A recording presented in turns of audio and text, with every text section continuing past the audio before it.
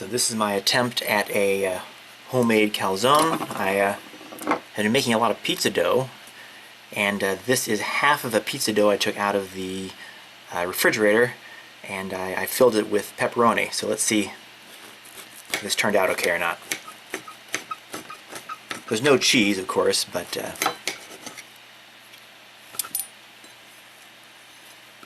well,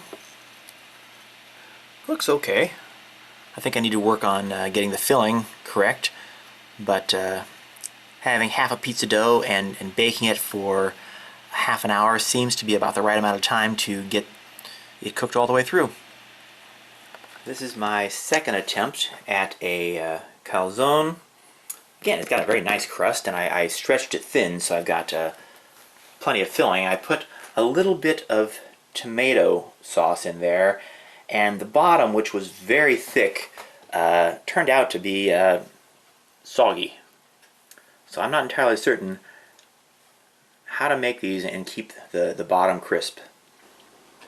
This is my third attempt at a calzone. Again, this is about half a pizza dough. I filled it with corned beef and topped it with olive oil and, of course, salt. I cut slices in the top to get some venting, and I think that helped a lot with the bottom. The bottom is not soggy. It's not crispy, but it's not soggy. I think that there's still a little bit of drainage on the pan because the corned beef had some fat in it, but we'll keep working on this and try experimenting with tomato sauce in the next iteration. So this is the fourth calzone. Getting, I don't know if it's closer or not. The bottom is not so soggy. The sides and the top are. I put tomato sauce on the top, not on the bottom, so I think that kept the bottom from getting soggy. But I made the top extremely thin. I think that's part of the problem. I did cut slits. This is filled with pepperoni, bacon, and tomato sauce. So I think that I need maybe more dough in order to have a thicker crust, and at least if I want a calzone this size. Maybe I should actually just be shooting for a smaller calzone, because I think this is about the amount of meat and cheese or meat and sauce I'd put on a full pizza. This is the dough for about half of a pizza, and it's been in the freezer. So I'm going to take it, I'm going to put a little flour on it and stretch it.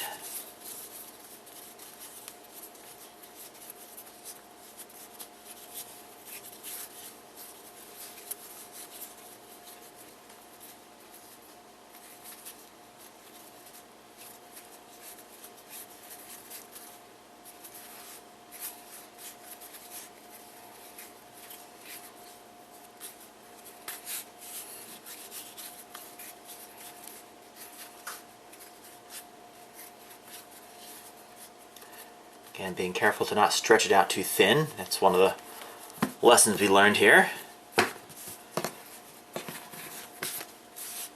Okay. Now I've taken and because this is going to be the top, I'm going to put my tomato sauce down first.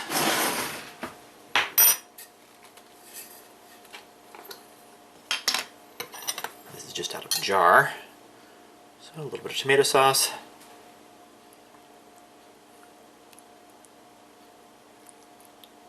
Not too much, but enough to give it a little bit of flavor.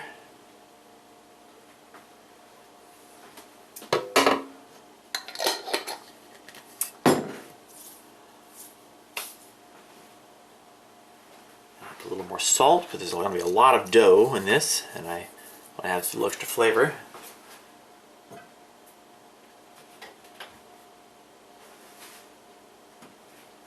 Maybe also some, this is a Aleppo pepper.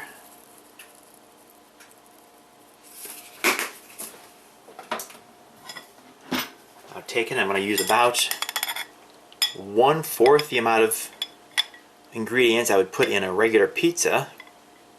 So I'm going to go half a pizza dough and half the ingredients of that.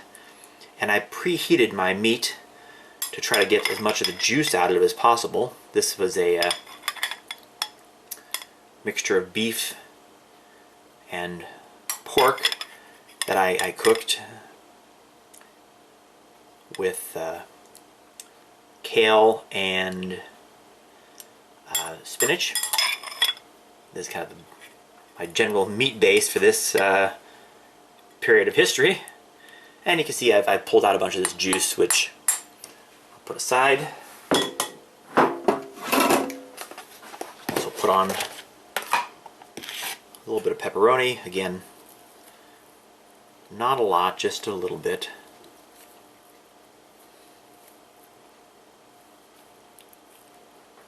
Now let's try folding this over.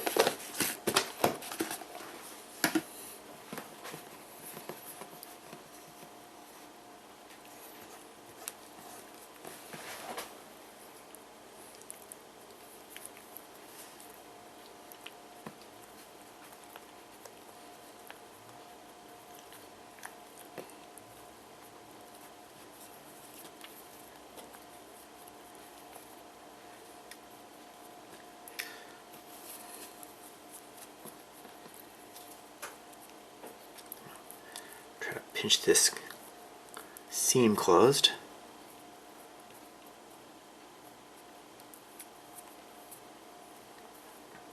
Okay, so now this is going to be the basis of the calzone.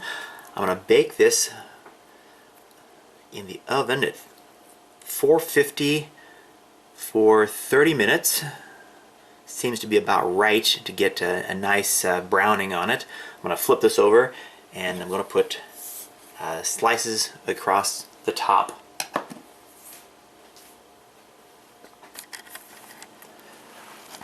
So I preheated the pan to 450 in the oven, gave it a quick dose of oven spray.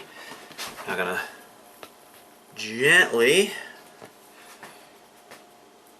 place my calzone, give it a couple slices across the top to allow for steam to escape.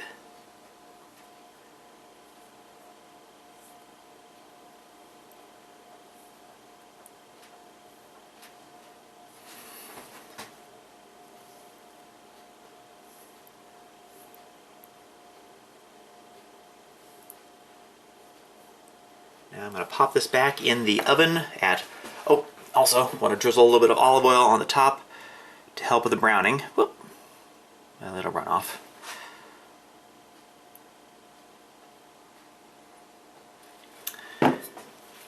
So pop this back in, 450 for 30 minutes.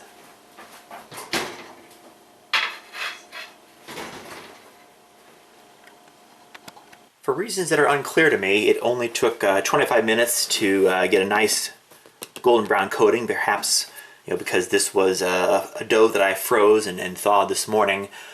So I took this out and we're going to let this sit for 15 minutes before we open it. So it's been 15 minutes. Let's take a look at this and see how it turned out. The bottom is soft. I've got one wet spot right here, and that may be on a seam. I don't know if you can see it here, but there's a seam that runs up. I'm not entirely certain. It could also just be that I have a thin spot, or maybe there was a particular piece of fatty meat that's coming through. The top's nice and brown. It looks good. Under the rack, we've got, actually, this is just meat juice, I guess. So that's what's causing the leak. And let's cut this open and look at the inside.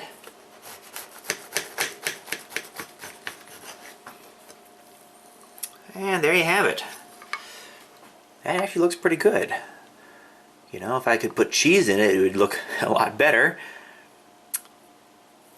Again, I don't see why. Oh yeah, so that leaky spot is right here. Actually caused by having a thin point in the crust. So I think that I need to get a better technique for rolling. But I can work on that. Aside from that, it turned out to be quite a good project. So again, this is basically half of a pizza dough, and I put about 1/4 of the fillings I would normally put on a pizza. My recipe for pizza dough that I've been using to make 2 doughs, it takes 1/2 ounce yeast, 2 tablespoons of sugar, 1/4 cup of oil, 1 1/2 cup of warm water, and you put those together, you proof the yeast, and then you mix in that 2 cups of flour and 2 teaspoons of salt. Mix it together until you have a kind of a hairy looking dough. Knead it for 1 or 2 minutes until it comes together, and then let it rest covered for 1 hour. And then after that it is done, and you can take that, and I've been taking it and cutting it in half. Half of it I've been making a pizza out of, and then the other half I will freeze. And it seems as though freezing it works, although again it seemed to brown much faster than I was expecting, so that's perhaps an outcome of having frozen and thawed the dough. But either way, I'm quite happy with this, and I'll continue to work on improving my rolling technique, but I think I've found a process that works for making calzone.